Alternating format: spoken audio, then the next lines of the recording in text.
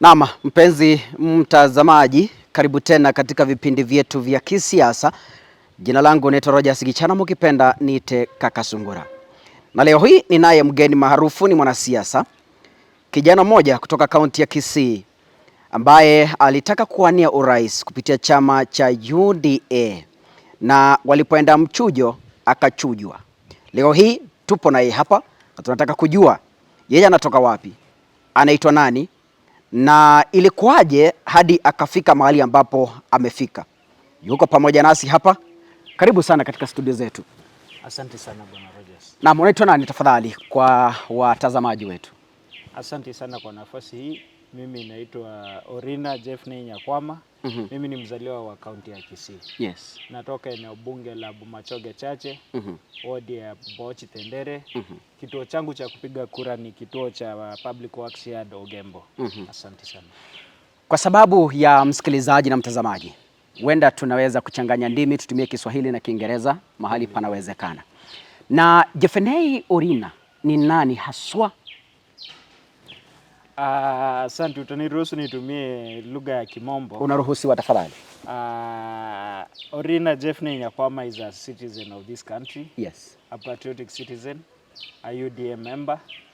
I come from Kisii County, as I've stated before.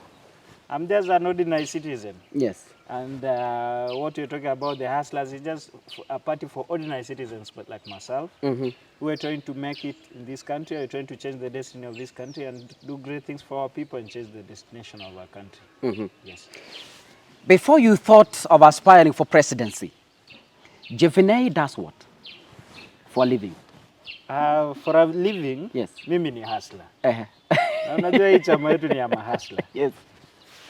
Unajua sasa sisi kama mahasla, sisi hatuna ile kazi ambayo inaitwa white collar job. Yes. Sisi ni watu wa street. Tupate yetu kidogo. I run a small car wash hapa Nyamataro. Mimi ni mwanafunzi wa uwakili. Yes. Bado sijahitimu kama wakili, lakini niko katika chuo cha Kenya School of Law. Mimi ni hustler tu. So tuseme Jephnei ni wakili. Ni wakili hustler. Hapana, ni hustler. Mimi ni hustler, sijakuwa wakili wa. Jephnei from Kisii in the villages. Yes. At what time did you dream now want to muscle Deputy President William Ruto? What inspired? The dream was so wild. I want to be the president. Yes, Jephnei is a student, is a hustler, somebody who just owns a car wash. At what time did you dream I want to become a president of the Republic of Kenya? And what motivated you?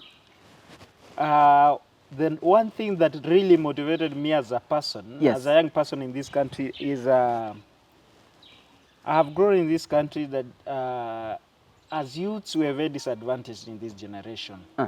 Being a youth in this country is something that is almost criminal, and you have to suffer so much. You see the daily memes that you see on the internet.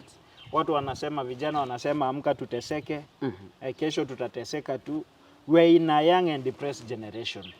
We're being raised in a generation where that no matter how many academic papers you have, no matter the number of degrees that you have, it's still very difficult for you to get a job, for you to sustain yourself and your family. Yes. We're living in a generation where our young people, due to lack of opportunities, they're so depressed. It's a young and depressed generation, and we're hiding behind memes, and we're hiding behind alcohol, yes, and we're hiding behind all those drugs that you see.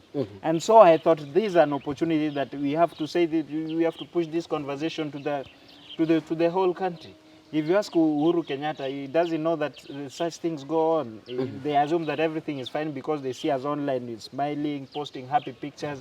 But come here down the ground that we have millions of young people like myself and millions others who have the will, who have the power, but they lack the opportunity to change their life.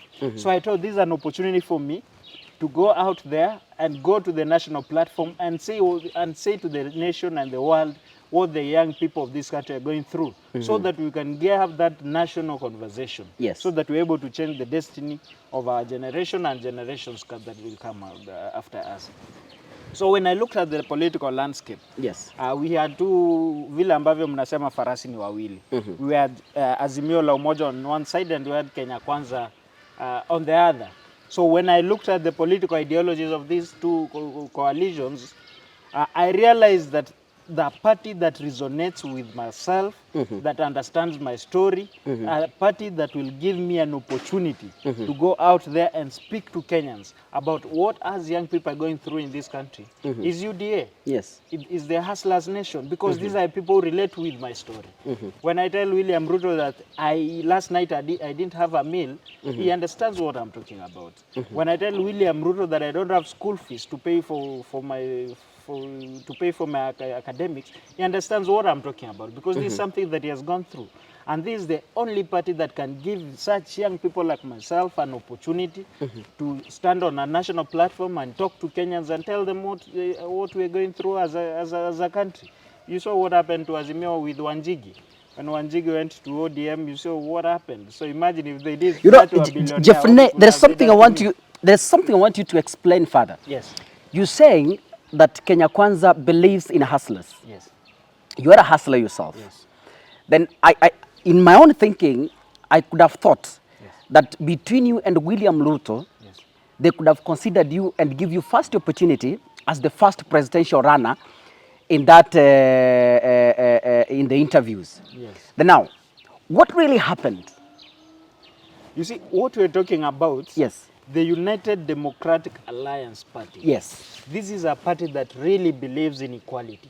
This is a party that believes that every single Kenyan, regardless of the name of your father or regardless of your bank account, you have an equal opportunity to run this country. Yes. And when I applied, they gave me that equal opportunity. They interviewed me with the second in command in the country.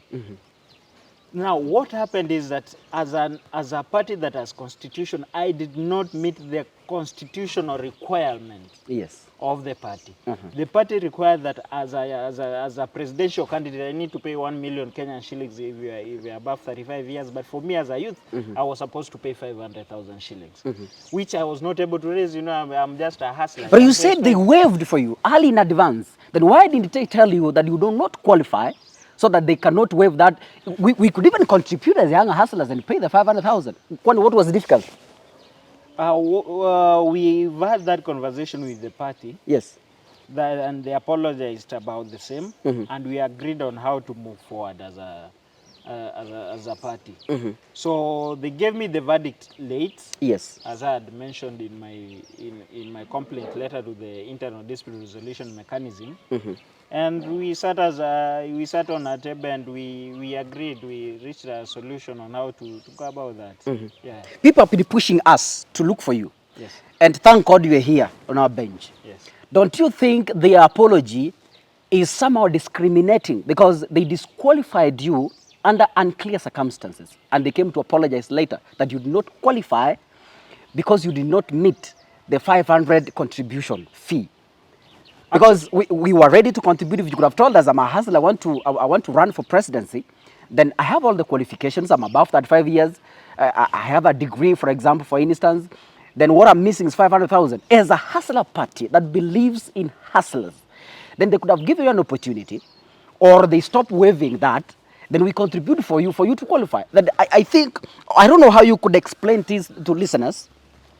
If they disqualified you on allegations that you never met the 500,000, do you think the party is fair to hustlers? In your own view? To begin with, as I've mentioned, it's not an allegation. Yes. I did not pay the 500,000. I had applied for a waiver. Yes.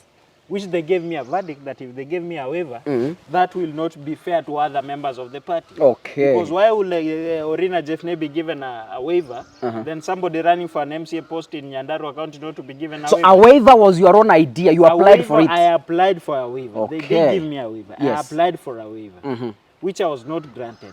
But they gave me an opportunity to go through the process of vetting, and they interviewed me.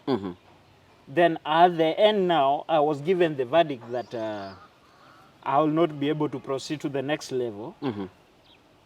But I'm still a member of the party. Yes. And I still serve the party at other capacities.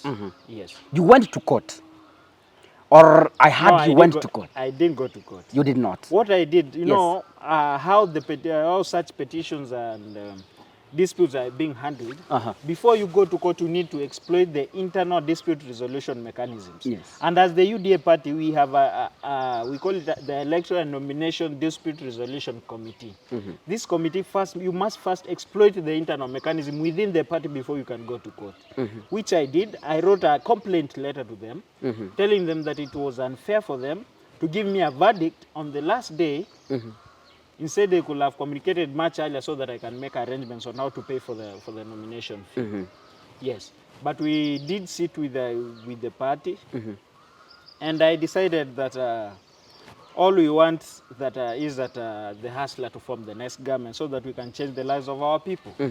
And in my view, and in the view of the party and my other colleagues and friends, Yes. we decided that we'll withdraw the application because, number one, it was time barred because already the NDC had happened. And there was no need to go to court because for us to form a hustler's government, it doesn't have to be me. Somebody else can fly the flag. Yes. And that's what we call patriotism. It's not about you. You believe in the hustler movement? Yes, yes. Don't you think that for the party that supports the hustler, the young people who do not have business, who do not have any income, don't you think that their fee to run for any seat is exploiting the hustlers? If you believe in the hustler narrative. So I expected UDA, from a point of view, I expected the UDA party maybe to come up and tell, like, the people to run for MCS, we've waived you. The people run for member of parliament, because it's a hustler movement and you're hustlers, we do not expect you to pay like 250,000 and instead pay like 70,000, for instance. Yes. And the people running for presidency, you don't need to pay 1 million, pay like 100,000, for instance. Yes. Now, the UDA party that believes in hustling is asking aspirants to pay for 1 million, that is presidential candidates, and other aspirants, MCAs and MPs, to pay. Don't you think that is unfair to what you believe in as a hustler? My friend Rogers, let me tell you something. Yes. You see, the money that is being given as nomination fee for the nomination process, this money is not a profit-making venture. Yes. The money is a requirement that is put in the constitution, and this money will be used in the nomination process. Yes. Because let me ask you, if you have two gubernatorial candidates, you will have to make arrangements on how the nominations are going to be done. And you need resources to do this. Yes. All these things require money. How will we get the money? How will the party run the nomination? We have staff in the offices. Yeah. We have staff executives. We have employees. The party has employees. The party has offices. Actually, we have two offices. We have the Hustler Center and the Hustlers Plaza. Without these fees, how are we going to sustain this? Yeah. We pay taxes. We pay for a lot of things. We pay for the electricity. We pay for the campaigns, the billboards you see around. All those things require resources. So in as much as we're saying that we are a hustlers nation, is that there are bills to be paid, there are salaries to be paid, there are taxes to be paid. And all this nomination process requires finances. That's why it's critical for us. But at the same time, if you compare to against our greatest competitors, look at ODM. ODM was asking everyone to pay 1 million Kenyan shillings if you are a presidential candidate. Yes. But on the other side, UDA was only asking for 500,000 Kenyan shillings. 500, that is half of what ODM was asking for. So how are we not an hustlers nation? Yes. Yes. We are just a hustlers nation. That's why they consider it to that extent. Yes. I have covered elections and by-elections in the past years. I've been in this field. Yes. And the people I see on the queues are just the elderly. Do young people really vote? That is what we are saying, that our young people are not participating as much as they should. And I want to thank His Excellency the Deputy President, because in his approach, how he approaches issues, he has given so much emphasis to the young people. Look at even the people that he has nominated, he has appointed to various government positions before. Look at Kipchumba Murkomen, Honorable Kipchumba Murkomen, who is the Elgeyo Marakwet senator. He's a fairly young man who was given the duty of majority leader in the Senate. Look at Rashid Echesa. Yeah, he was an appointee of the deputy president. He was given the ministerial position. Unlike our competitors who believe that all the old people can run the show. Yeah, look at the people who replaced them. Yeah. And that's what we're saying, that as a country, we need to change the conversation. Yes. And as the UDA party, we believe in young people. And we give young people an opportunity. Look at the executive director of the UDA party, Odanga Pesa. He's a youth. Look Yes. at myself. A youth was given an audience and they listened to me. For over 6 hours, we sat in an interview. So the UDA party believes in the young people. And that's what we're talking about. We need more young people participating in the electoral process. The electoral process begins from registration, participation in the civic process, and that's why we're calling upon the young people. Yes. The destiny of this country is in the hands of young people. Let's go out and vote. What you're saying is true, is that most of the people who vote are young people, who are the old people.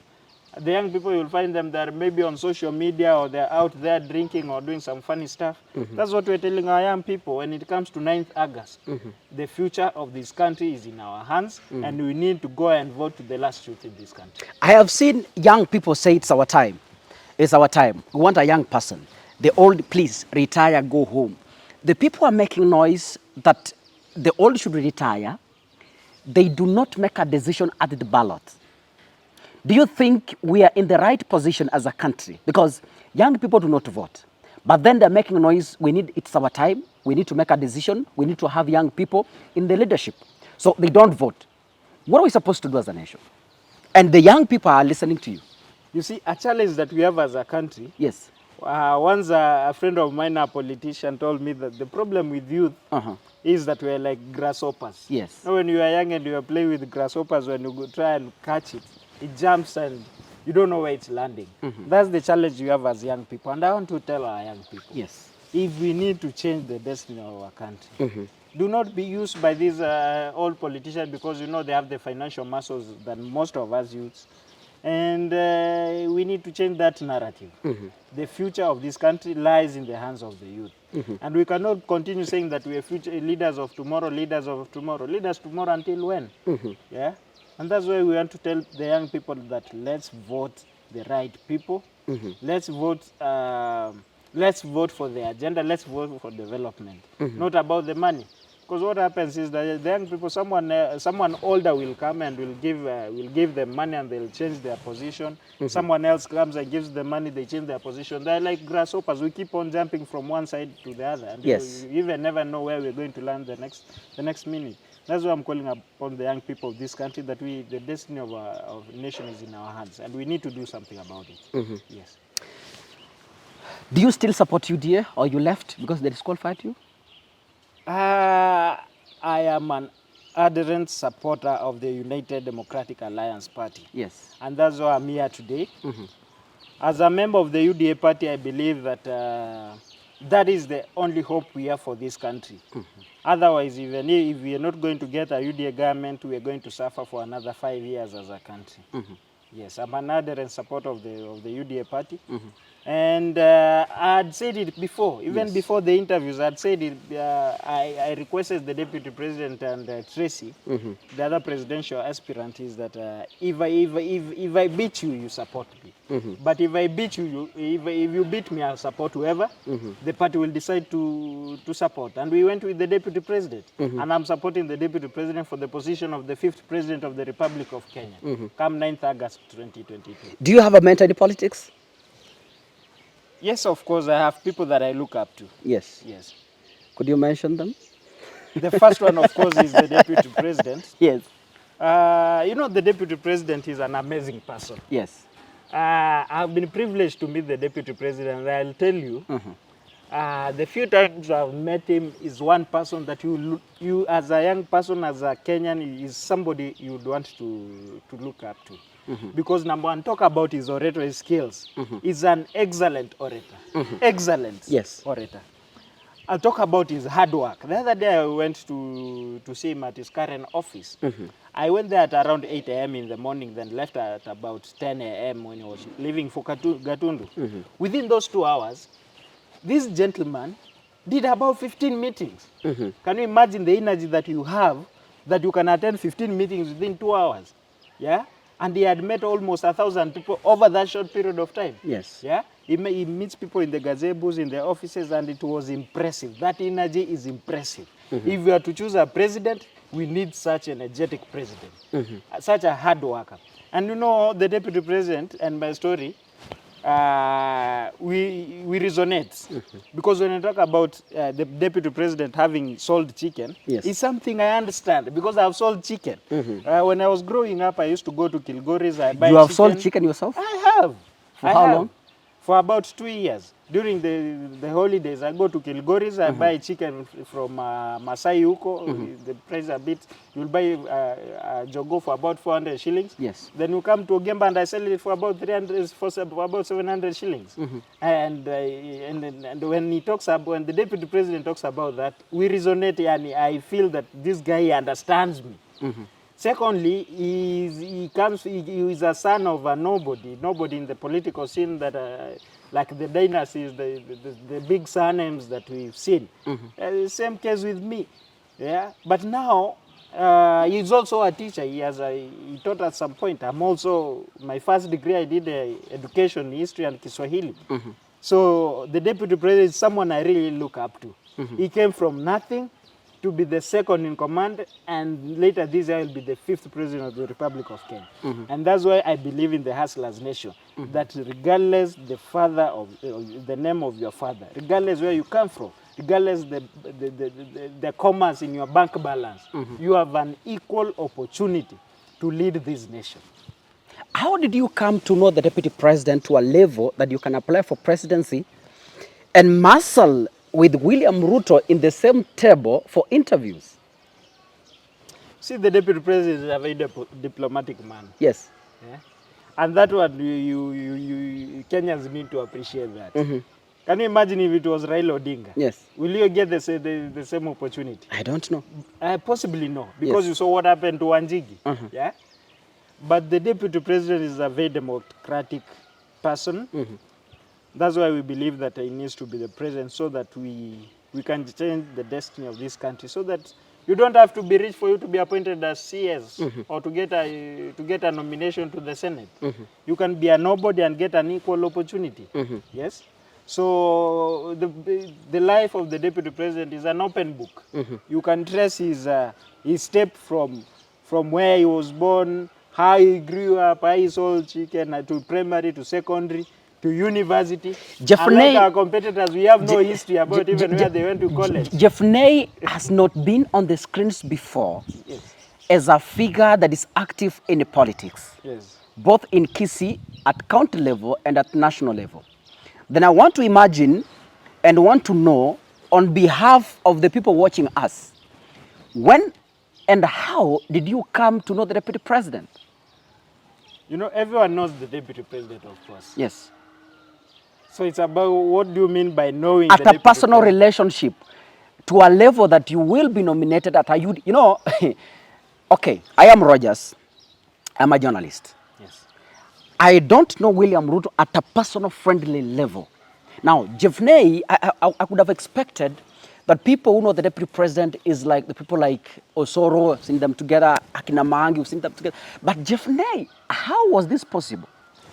To begin with, Yes. I didn't have a personal relationship with the deputy president.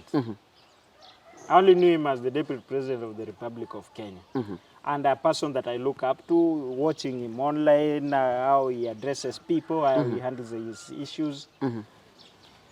And when I was putting my papers, I was submitting my papers as a UDA presidential aspirant. Yes. I was not doing it because William Ruto was there. I was doing it as a UDA member who meets the qualifications that they asked for.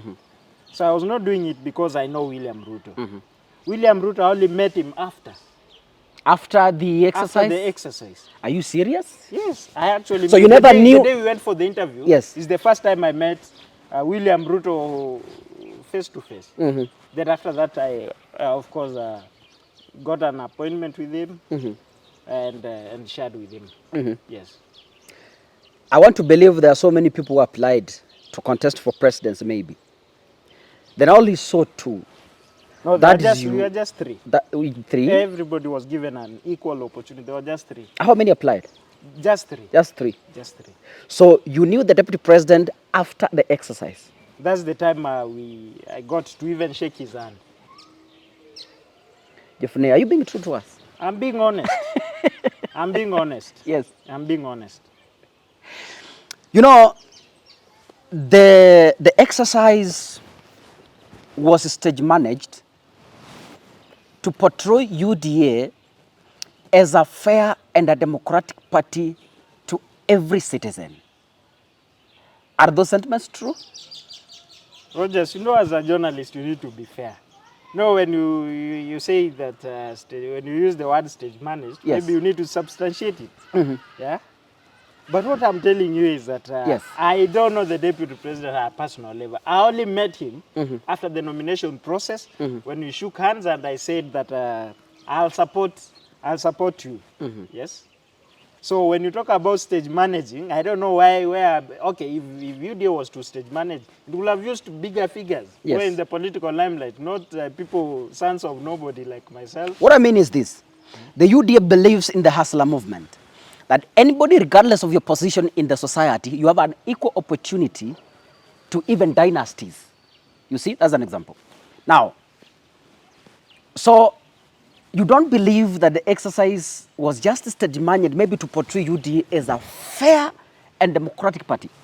You see, that's a narrative that is being propelled by our political opponents. Yes. And we're telling them, please stop these cheap rumors. Stop these peddling, these lies and funny stories about our democratic process. You know, I really don't understand. Yes. I just did because I wanted to be president of the Republic of Kenya. And the only party that will give me an opportunity to do that is the United Democratic Alliance Party. Yes. So these rumors that are being peddled by our political opponents, we've been paid, it was stage managed. If it was stage managed, why wouldn't they just let me pass through the nomination process? Why didn't they give me the 500,000 shillings to pay? So that we go to the NDC, so that I lose at the NDC. That means then at that point we'll say it's democratic. Why didn't they do that? Because of course if the party wanted, they will give me that 500,000 shillings I pay, or they give me a waiver. So why will you now claim that it is stage managed? And you know that's why we're telling our people. Wachana na watu wa vitendawili. Yes. Achana, unaona sasa wao wanasukuma vitendawili hapa, mara stage manage, mara kufanya nini? Let them sell to Kenyans the idea that they have. Wawachane na sisi, wafanye kazi yao, wafanye kampeni yao. Let them tell the young people of this country to get them jobs. Let them pick up the big four agenda that they abandoned for the handshake maneno. Yes. Let them pick it up and deliver to Kenyans. Wawache hii siasa ndogo ndogo. There is a young person who is watching us and is in maybe, let's say, Azimio. Can you convince him why Kenya Kwanza is the best option for Kenyans? I'll tell you this, Rogers. Yes. The Kenya Kwanza administration will be the best team that has the interests of the Kenyan youth at heart. As Kenya Kwanza, we are going to change the destiny of millions of Kenyans. I'll give you an example. Kenya Airways KQ has been built for the last couple of years, and it is a loss-making entity.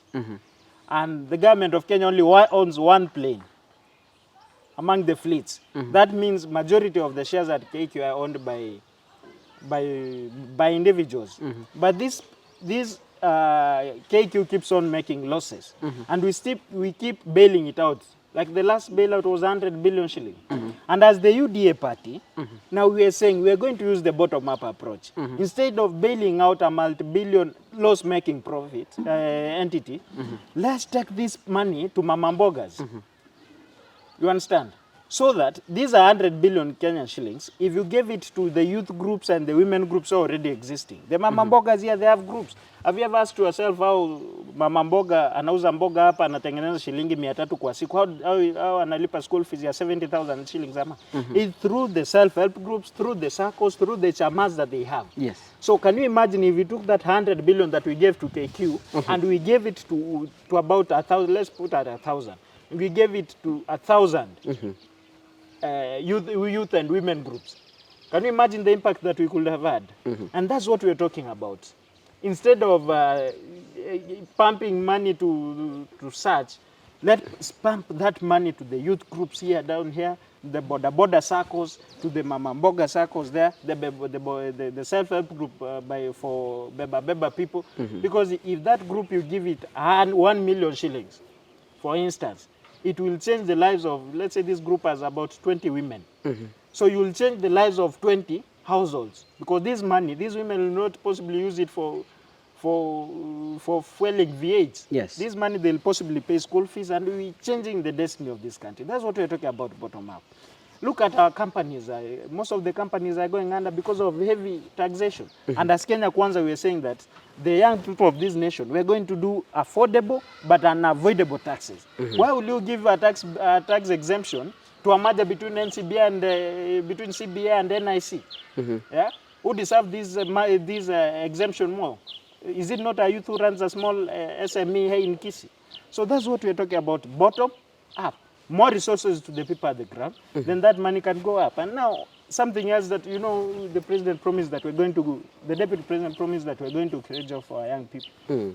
And the way we're going to do this is through that, these groups that we're talking about, these small border people and all those people at the ground level, we're trying to encourage them to start manufacturing business. Because I'll surprise you if I told you that, for instance, do you know the cost of nail manufacturing machines? Hii machine ya kutengeneza msumari ya kawaida. Do you know how much it costs? I don't know. But it goes for about 800,000 Kenyan shillings. Yes. Yeah. Machine ya kutengeneza maji. Do you know how much it goes for? I don't know. It goes for 300,000. I've never done that business before. It goes for 300,000 Kenyan shillings. Yes. And as the Kenya Kwanza now, we are saying, if we focus, assuming that 100 billion we gave to KQ, we gave it to 1,000 groups like this. These are 1,000 groups. We tell them, each of you to maybe, huyu atengeneze toothpick, huyu msumari, huyu tissue, huyu atengeneze peanut, huyu dry mboga, uze abroad, yeah. So that we have industries. So if we, for instance, if that 100 billion we gave it to 1,000 groups, all this to buy those small industrial equipment. So we'll have created about 5,000 jobs from that. Yes. And that's what we're talking about, the bottom up. That way, we're able to change the destiny of this country. If you go to China, you'll find somebody stays on the basement, but on first floor he has a small cottage industry. Maybe he's making buttons. The easy button kama hizi. Somebody in China is just, anaishi ground floor, on first floor ameweka ya kutengeneza button kama hizi.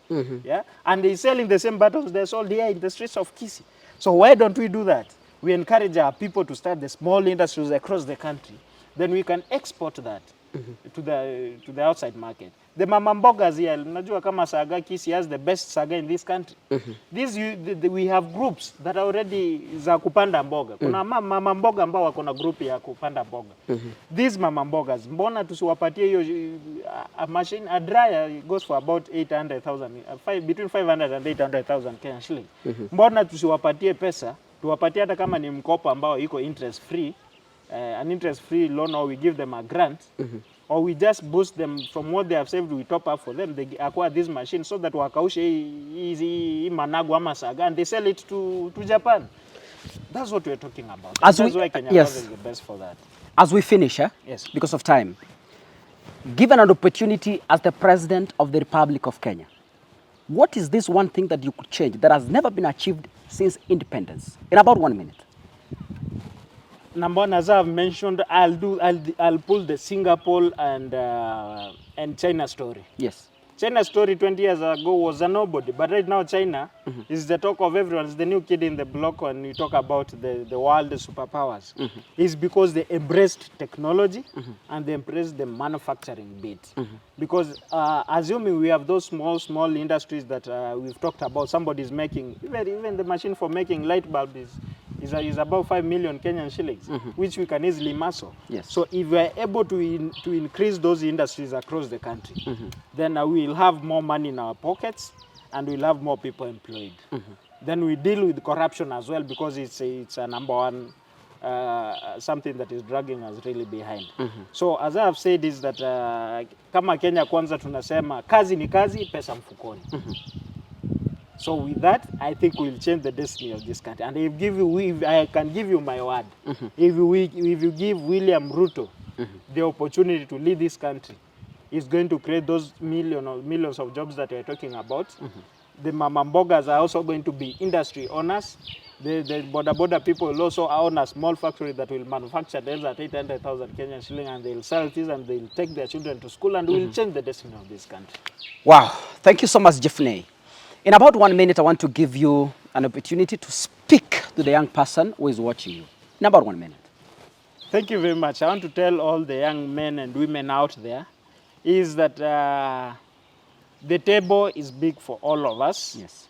Let's come to the table. Let's have this conversation. Na tujitume. And I'd request our young people, msikubali kutumika kwa kuleta fujo katika mikutano wa siasa. What we saw in Kitutu Church happened to Don Bosco is very sad, and we don't want that one to repeat itself.